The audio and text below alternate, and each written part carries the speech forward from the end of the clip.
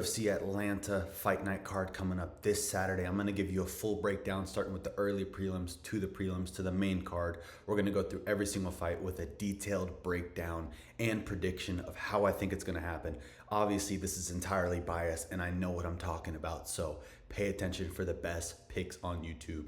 Let's get right into it. Starting with the early prelims fight of Vanessa Demopoulos versus Jamie Lynn Horth.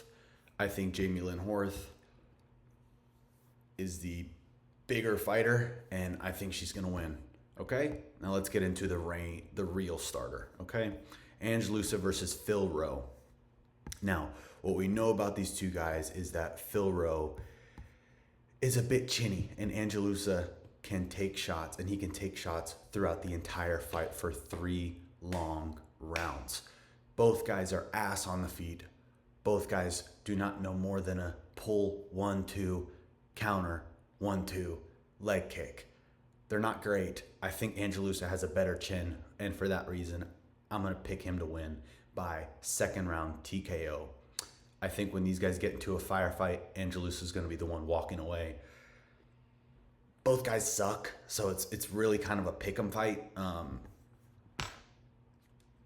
I like Angelusa. I think he has a better chin. That's why I'm going to pick him. So enough said, on to the next. Cameron Smotherman versus Ricky Simon. Now this is a big test for Cameron Smotherman. This is a big one because he hasn't faced this level of competition, and we've seen him lackluster in his past couple of fights. Now, I believe he took this one on short notice, so this isn't much of a preparation type of camp, and for that reason, I'm going to go with Ricky Simon. I think he's going to mix up the takedowns like he always does. Big, gnarly overhands, fucking sending him from the hip, and I think it's going to land, and I think he's going to do more damage, and I think he's going to get the decision win over Cameron Smotherman. I would love for Smotherman to win, given that he is a new prospect in division, but he just hasn't shown that level of fighter to get past the Ricky Simon test. And we know Ricky Simon is he's just a scrapper. He's just a wrestler. He just takes you down repeatedly over and over and over. He's like a fucking great value version of Merab. You know, he even gave Merab one of his toughest fights in the division. So for that reason, I'm going to go with Ricky Simon. I think he's this better fighter, especially this being on short notice. Enough said. Kind of an easy pick on this one, honestly. Cameron Smotherman, more like, shut the fucking door, Smotherman. All right, get him the fuck out of here. This guy's ass. On to the next. I digress. Jose Ochoa versus Cody Durden. I think both guys coming off of losses. I'm not too familiar with Jose Ochoa. He looks like he has a tiny little bird chest and he wouldn't take shots well. I know Cody Durden does have a chin. I think Cody Durden's the better fighter. I think he has better grappling and better striking. I don't know Jose, so I can't give you an exact prediction on this one, but he looks like he can't take shots well, given the size of his chest. So for that reason, I'm going to go with Cody Durden by TKO in the later rounds. I think he's going to beat the bricks off of Jose. Yeah. On to the next. Chris Moutinho versus Malcolm Wellmaker. Now we're getting into some good fights. I'm actually really, really excited for this one. Malcolm taking this one on short notice. I believe a week or two notice. Coming off of that gnarly left hook on Cameron Simon. I cannot wait for this one. I cannot wait to see how this guy shows up. And for the long return of green-haired Chris Moutinho. I hope he brings back the green hair. I doubt it. He said he's a new man now. He's on a 5-fight win streak. Given that and all of his experience and the record and the guys he's faced, I still think Malcolm's going to get it done by first round KO. Yeah, hold me hostage. I don't know what to tell you. Hold me hostage. Malcolm Wellmaker is just the better fighter. He just is. He has more power. He's a better pinpoint striker. Obviously, he's not a volume striker, but he has the cannon to end the fight at any given moment. Chris Moutinho doesn't. He just doesn't. He is a pressure fighter. He fights with forward pressure. 1-1-2, straight punches. He takes shots off the chin, and I just think you can't do that with a guy like Malcolm Wellmaker. I love when early prospects getting in there as much as possible, taking this one on short notice. I cannot wait to see what he can do in the division. Hell yeah. Malcolm Wallmaker by first round KO. Not TKO, KO. Yeah. Yeah. Yeah, buddy. Yeah. Chris Moutinho's ass. He's ass. Put the house on Malcolm Wallmaker. Put the house. Okay? Michael Chiesa versus Court McGee. It went down to the fucking Unk Fest to pick these two guys up. I feel like Michael Chiesa is getting these fucking handheld prospects, not prospects, Jesus Christ, senior citizens to fight him just because he works on the panel every now and then. He puts on a little fucking Heather Gray suit thinking he's all important, and the UFC's taking care of him. Who the fuck gets Tony Ferguson at welterweight? Please, they're just giving him wins at this point. 19-7 up to 20-7 because Tony doesn't fucking count. This is the type of shit that pisses me off. Court McGee cannot strike. Michael Chiesa cannot strike. But of the two shittiest strikers in the 170-pound division, the welterweight division, Michael Chiesa has the size and his striking is this much better than Court McGee's. Okay? For that reason, I think he's going to get either the late third round submission or a decision. Yeah. Yeah, buddy. Yeah. I just think that's how it's going to happen. Court McGee's ass.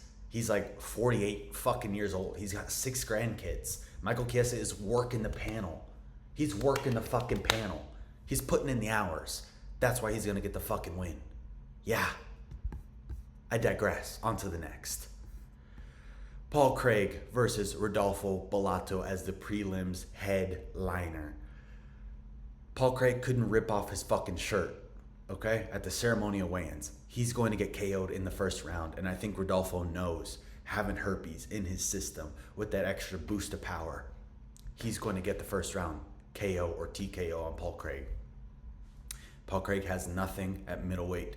What do you think he's going to do at 205 light heavyweight? Other than a fucking body kick. The guy has no striking. He's going to pull guard immediately. He's 17-9 for a fucking reason. The lineal light heavyweight champ. He has a win over Ankalaev. Very lucky. He got his ass beat the entire time. But his striking performance against Bo Nickel, who we saw just got fraud checked. Body kick after body kick. The guy has nothing on the feet. And at light heavyweight, his chin might be a smidge better, but without having the firepower to back it up, I just think Rodolfo's going to fucking abuse him in there. It's going to be disgusting. And Paul Craig might get cut after this. They're going to bring in the wheelchair. They're going to take him to the senior home. It's just how it fucking happens. Hopefully Rodolfo got checked out and he got his fucking antibiotics for the herpes. What the fuck? You know what I mean? Yeah. These guys look pitiful at the fucking ceremonial weigh-ins, so... On to the next. Omar C. versus Alonzo Menafield. Alonzo Menafield has the fighter IQ of a fucking grapefruit, okay? He is one of the worst fighters, below Michael Chandler, of fighter IQ. Who the fuck runs at Carlos Oberg, full speed, expecting to get a knockout? The guy is a pinpoint counter striker. You're literally in his wheelhouse, and you run at him, expecting to get the finish. What the fuck? And before that, against Dustin Jacoby. Terrible. Terrible. This guy's ass. You know, he's fucking retarded. He's got to be retarded, okay? And for that reason, I'm going to go with Umar C. I just think he's a better fighter. I think he's a better volume striker. He's kind of like gone. He's going to show that in the fight. He's going to be piecing up Alonzo Menafield, and Menafield's going to get very frustrated. And he's going to lose. Probably by third round TKO or decision. That's how I see this one going. I think Umar C is a very good prospect, and I'm excited to see what he brings into this division. Alonzo Menafield is retarded. This is like the retarded test. How good is your fighter IQ? You know, are you smarter than a grapefruit retard or not? You know, I'd be very depressed if Umar loses this one. Yeah, the guy's retarded. Okay? On to the next. Mansour Abdul Malik versus Cody Brundage. This is obviously a layup fight for Malik. He's going to win this one by first or second round TKO. Cody Brundage does not do well taking damage. He's great in a firefight, But I think as soon as he gets his bell rung, he kind of just comes undone. And this fight happens every time with him. As soon as a firefight happens and he gets rung, his whole game plan just goes out the window. He just doesn't know what he's doing on the feet. And to be going against a prospect like Abdul Malik, who hits like a fucking truck at middleweight. I mean, the guy's built like Ngannou's brother. You know what I mean? The guy's fucking massive for middleweight. And Cody Brundage is a really big welterweight, to be honest with you. He's just not, he's not that big. Yeah, Malik's going to get it done in the first round. I guarantee you, TKO. I will be very surprised if this one goes into the second round. I hope Cody can prove me wrong. He seems like a really cool, good dude, but he's just, his fighting style just doesn't add up to some of the rest of the division, and it shows. You know what I mean? It just fucking shows. If you can put away Bo Nickel, what do you think you're gonna do to Mansour? Okay, on to the next. Cody Garbrandt versus Raoni Barcelos. This one's hard for me to pick because I'm a big Garbrandt fan, but the guy just, he's been out for so long and he doesn't look like he's been putting on a ton of muscle. I know speed is his thing and speed's his advantage, and Raoni is susceptible to getting hit. But I just think Raoni has better ways to win. I think he's going to use the grappling, which is a big hole in Garbrandt's arsenal. Once you do take him down, it's like he doesn't know what he's doing. His takedown defense is awesome, but once you do get him down, it seems like he's a little bit lost. And I think Barcelos, coming off of that dominant decision over Peyton Talbot, a young up-and-comer with slick striking, I think it's going to feed into his confidence in this fight. And that's why I think he's going to win by probably either third round submission once Cody's completely exhausted, or decision. Yeah, I just think he has more ways to win. I can't keep counting on Garbrandt to get a lucky shot on the feet. And I don't think he's smart enough or been in the game active enough to just stick and move, which is kind of how you beat Barcelos. Stick and move. Yeah, I see Barcelos just dominating this guy from start to finish. Which fucking sucks to say because I am a Garbrandt fan, but damn, the guy just, it's hard to fucking pick him to win a fight anymore. It's just fucking hard, man. And with the eye tattoo, it's like, come on, man. You're like 38. What are you doing? You know what I mean? What are you doing? What are you doing? You know, you can't just keep blaming it on injuries and this and that and whatever the fuck. It's like, man, just get in the cage. Yeah. Andre Petroski versus Edmen Shahbazyan, the two worst fighters on the entire card, are one of the top fights on the main card. This one's pretty cut and dry. Striker versus grappler. Andre's obviously the more dominant type of fighter. I think he will implement his game plan of takedowns repeatedly better than Edmen, but this is the fight to predict. If Edmen can knock him out with that gnarly fucking rib cage. I mean, if he could just hit one of the all on the rib cage, it could end Andre's night. You know, the guy is a bit chinny. We've seen him get knocked out by a hip, an imaginary fucking hip knockout. Yeah, I don't know. This is a tricky one because both guys are shit. Edmen Shahbazyan shit on the ground. Andre Petroski shit on the feet.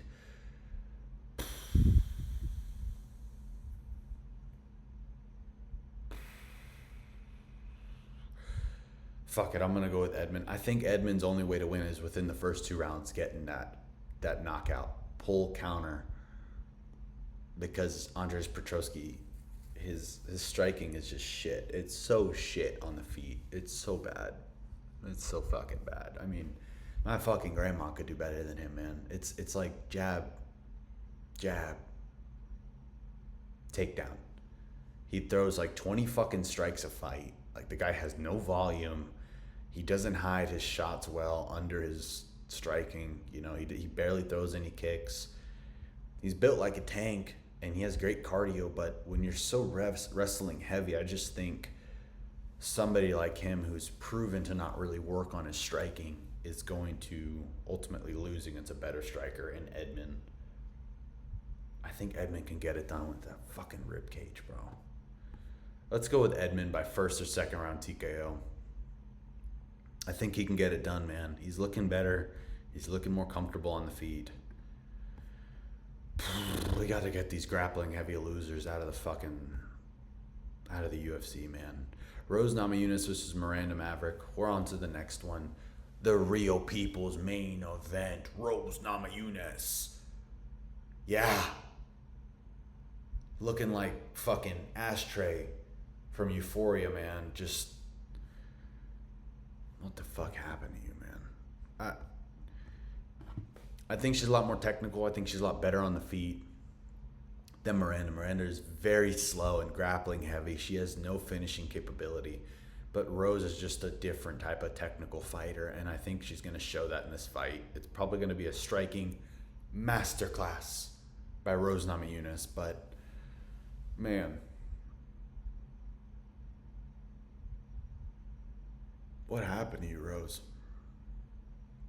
I digress. Rose Namajunas by decision, clear cut. She's probably going to win all 3 rounds. Miranda might get a takedown here or there, but Rose is pretty good on the ground. I trust her to win this fight. Yeah, probably a decision over Miranda Maverick, who's just very slow. Unless Rose is just completely done and washed, which I don't think she is, she should beat Miranda pretty easily. Now we're fucking talking. This is the Atlanta main event. The UFC knows what they're doing, throwing 2 brothers on the main card like this. This is what I'm fucking talking about. Now, I will say, Usman looked a whole lot bigger than Joaquin Buckley at the face-offs. He clearly is 2 to 3 inches bigger than Joaquin, who's probably 5'8", 5'9". But Usman is a momentum fighter. I think him coming off of 3 losses and having 2 years off out of training camp, I don't think that's going to serve him well against a very active Buckley, who's been fighting very consistent. I think he had 4 fights in 2024. I think that's going to show in this fight with ring rust and how Kamaru Usman warms up into the fight. I think Joaquin's going to go at him heavy in the first 2 rounds, and I think he's going to get the finish within the first 3 rounds. I kind of overheard him talking about that with Mighty Mouse on the podcast, and I think that's the game plan to win, if he can get Kamaru out of there within the first 3 rounds, because we know Kamaru builds into his fights, and being out for 2 years, he's going to want to feel out the first round. And I think once he feels out Joaquin Buckley, no homo, I don't think he's going to like it, and I think it's going to fuck with the mental. We all know Kamaru has one of the best mental fortitude games in the whole fighter game. But being out of the fight game for 2 years, focusing on the podcast, and not...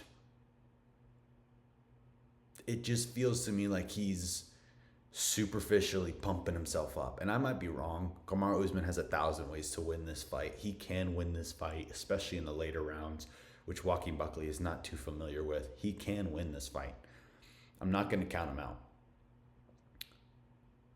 But I just think Joaquin being so active is going to serve him right.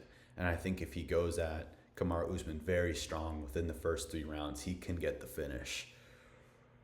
So yeah, I'm going with Joaquin Buckley by 3rd round TKO. I think he's going to land one of those lunging hooks over Kamaru's lazy jab. And I think he's going to put him down. Yeah, man, the old guard is out and the new guard is in. Yeah. That's it for today's video. Like, subscribe, leave your thoughts down below. Please let me know if you disagree or you agree. Let me know what you think about the main event. This is a good card. I'm actually really excited for it. It's a sneaky good fight night card, and this is the type of fights that we need to be seeing in the UFC fight night cards. Come back to the channel for an immediate reaction to the card after the fact. Peace out.